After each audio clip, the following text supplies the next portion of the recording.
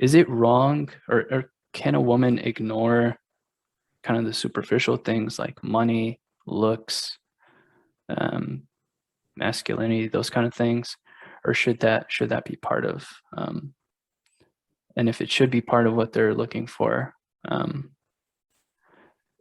can it be the first thing? Because I think for guys, those kind of superficial things, I'll admit it, it probably is the first thing.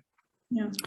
For a woman, is it wrong if the first thing she's looking at is he attractive to me, and does he have a good career?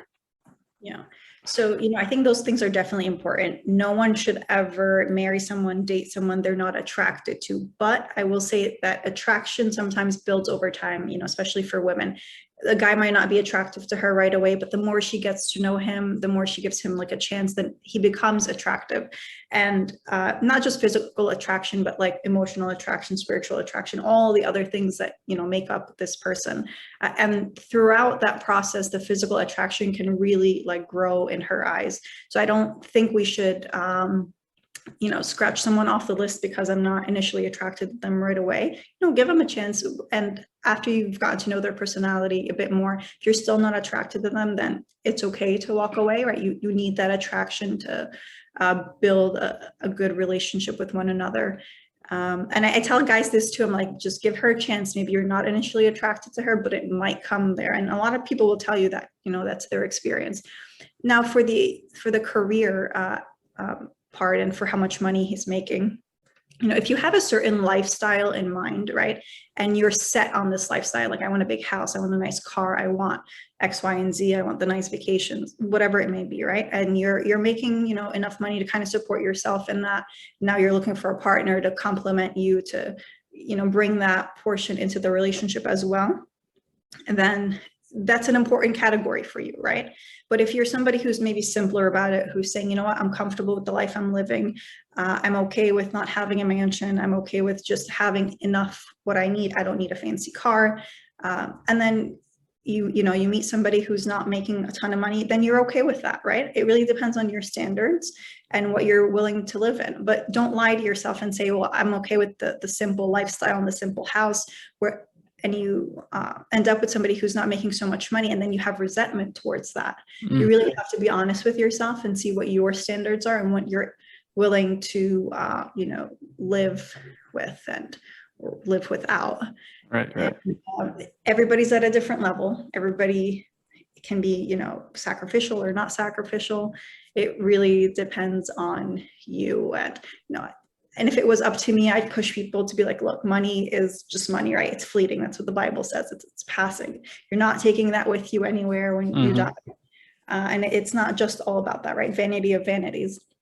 But not everybody is set up in that kind of mindset. When I started dating Abuna, he was in grad school. He was actually doing a seminary degree, a theology degree, didn't have like a full-time job yet, knew he was going to get one eventually. He didn't start working full-time until like 2 months before we got married. So we got married right after he finished his master's degree. But I knew he was ambitious. I knew he wasn't lazy. I knew he was going to find something and, make money. And it wasn't about like, hey, how much money do you have in the bank? And we were very simple about like, we had a low budget wedding, right? We were both in our like early 20s, didn't have a lot of money saved, or kind of just, made it by. And God has blessed us, thank God, along the way. And, we're very content and happy where we are, but it's a struggle too. It's not, if I had this idea of like, I want this big, beautiful wedding and comes with a lot of money, things, then I would have been miserable, and I would have been like, oh man, I'm not getting this, I'm not getting that, I'm not happy. But it's to each his own, really. And I'm not looking on the people who want that. They've worked hard for it, they've earned it, and they can spend their money however they see fit. Right. I agree. And I think for girls, not every guy's going to make a 6-figure salary or more. Just be realistic. 40K is the average in America. But what is important is that the person, the husband, potential husband, is a hard worker and is going, even if he's a plumber, he's going to work as much as he can to provide for the family. Because I think girls start to develop resentment if they're working harder than their spouse to provide. Yeah, go ahead. Sorry to cut you off. No, no. Statistically speaking, I'm certified to do something called the Prepare and Enrich assessment, and it's a assessment for premarital couples, and even there's a marital one as well. But they look at compatibility in about 9 different categories, and the lowest one, premarital or in marital relationships, is always financial management. And, you know, even as a couple, that's the one thing that they struggle with the most out of like communication, conflict resolution, relationship roles, family and friends, sexual expectations, so many other categories. This is the one that really catches people all the time.